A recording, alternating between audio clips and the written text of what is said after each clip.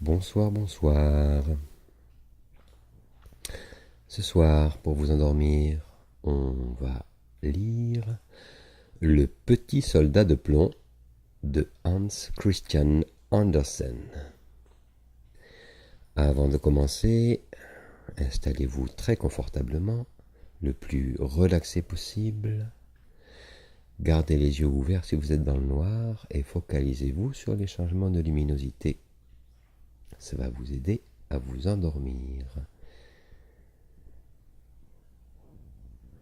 Il y avait une fois 25 soldats de plomb, tous frères, tous nés d'une vieille cuillère de plomb. L'arme au bras, la tête droite, leur uniforme rouge et bleu n'était pas mal du tout. La première parole qu'ils entendirent en ce monde, lorsqu'on souleva le couvercle de la boîte, fut « Des soldats de plomb !» Et c'est un petit garçon qui poussa ce cri en tapant des mains. Il les avait reçus en cadeau pour son anniversaire, et tout de suite il les aligna sur la table. Les soldats se ressemblaient exactement. Un seul était un peu différent, il n'avait qu'une jambe, ayant été fondu le dernier quand il ne restait plus assez de plomb. Il se tenait cependant sur son unique jambe aussi fermement que les autres, et c'est à lui, justement, qu'arriva cette singulière histoire. Sur la table où l'enfant les avait alignés, il y avait beaucoup d'autres jouets, dont un joli château de carton qui frappait tout de suite le regard. À travers les petites fenêtres, on pouvait voir jusque dans l'intérieur du salon. Au dehors, de petits arbres entouraient un petit miroir figurant un lac sur lequel voguaient, se miraient les cygnes de cire.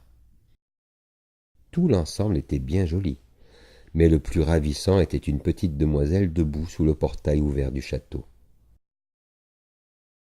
Elle était également découpée dans du papier, mais portait une large jupe de fine batiste très claire, un étroit ruban bleu autour de ses épaules en guise d'écharpe sur laquelle scintillait une paillette aussi grande que tout son visage. La petite demoiselle tenait les 2 bras levés, car c'était une danseuse, et elle levait aussi une jambe en l'air, si haut que notre soldat ne la voyait même pas. Il crut que la petite danseuse n'avait qu'une jambe, comme lui-même. « Voilà une femme pour moi, pensa-t-il. Mais elle est de haute condition, elle habite un château, et moi je n'ai qu'une boîte dans laquelle nous sommes 25. Ce n'est guère un endroit digne d'elle. Cependant, tâchons de lier connaissance. » Il s'étendit de tout son long derrière une tabatière qui se trouvait sur la table. De là, il pouvait admirer à son aise l'exquise petite demoiselle qui continuait à se tenir debout sur une jambe sans perdre l'équilibre.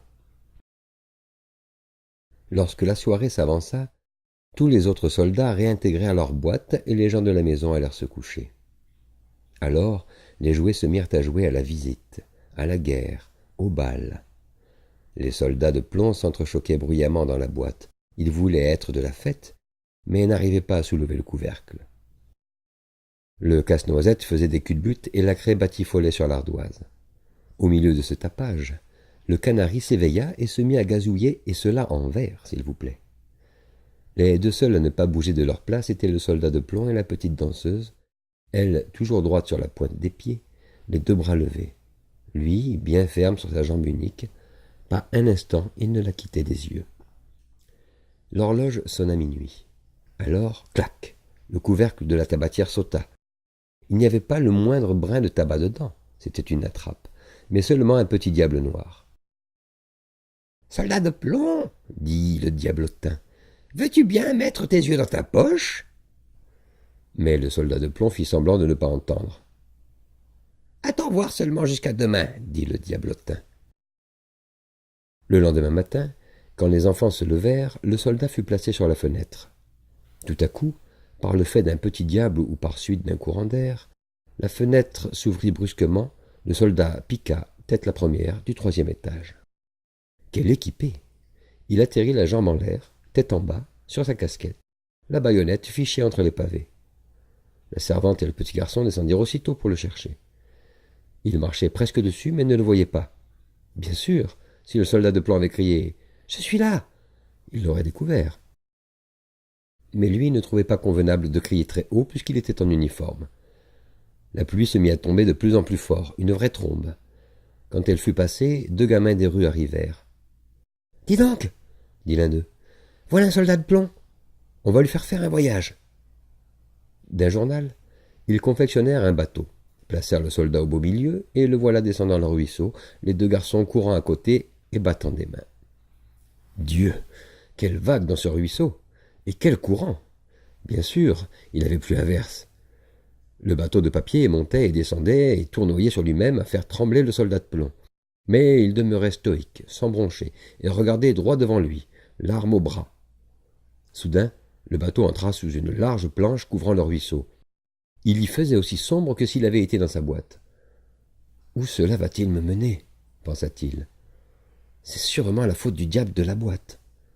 Hélas, si la petite demoiselle était seulement assise à côté de moi dans le bateau, j'accepterais bien qu'il fît 2 fois plus sombre. » À ce moment, surgit un gros rat d'égout qui habitait sous la planche. « Passeport !» cria-t-il. « Montre ton passeport, vite !»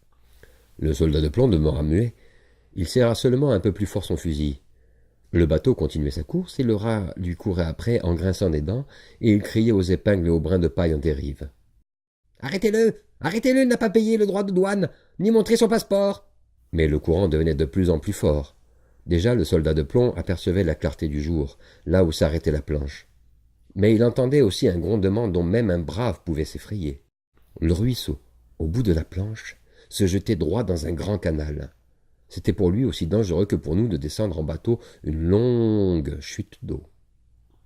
Il en était maintenant si près que rien ne pouvait l'arrêter. Le bateau fut projeté en avant. Le pauvre soldat de plomb se tenait aussi raide qu'il le pouvait. Personne ne pourrait plus tard lui reprocher d'avoir seulement cligné des yeux. L'esquif tournoya 2 ou 3 fois, s'emplit d'eau jusqu'au bord, il allait sombrer. Le soldat avait de l'eau jusqu'au cou, et le bateau s'enfonçait toujours davantage. Le papier s'amollissait de plus en plus. L'eau passa bientôt par-dessus la tête du navigateur. Alors il pensa à la ravissante petite danseuse qu'il ne reverrait plus jamais, et à ses oreilles tinta la chanson. « Tu es un grand danger, guerrier, tu vas souffrir la malmort. » Le papier se déchira, le soldat passa au travers. Mais au même instant, un gros poisson l'avala. « Oh non !» Ce qu'il faisait sombre là-dedans, encore plus que sous la planche du ruisseau, et il était bien à l'étroit, notre soldat. Mais toujours stoïque, il resta couché de tout son long, l'arme au bras.